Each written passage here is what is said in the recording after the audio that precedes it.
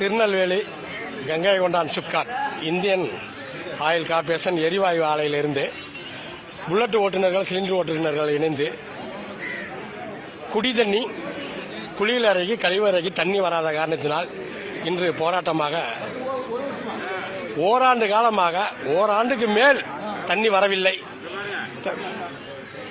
பல முறை போராடியும் செயல்பாட்டிற்கு வரவில்லை. பல முறை புகார்கள் தெரிவித்தும் நடைமுறைப்படுத்தவில்லை. இதனால் இங்கு இருக்கும் தற்காலிக இருக்கக்கூடிய டிரைவர்கள் ஓட்டுநர்கள் அனைவரும் சேர்ந்து இதற்கு ஒரு முற்றுப்புள்ளி வைக்க வேண்டும் என்று போராட்டத்தில் தொடங்கியுள்ளார்கள். இதற்கு அனைத்து ஓட்டுநர்களும் ஆதரவு தருமாறு நாங்கள் வேண்டிக் கொள்கிறோம்.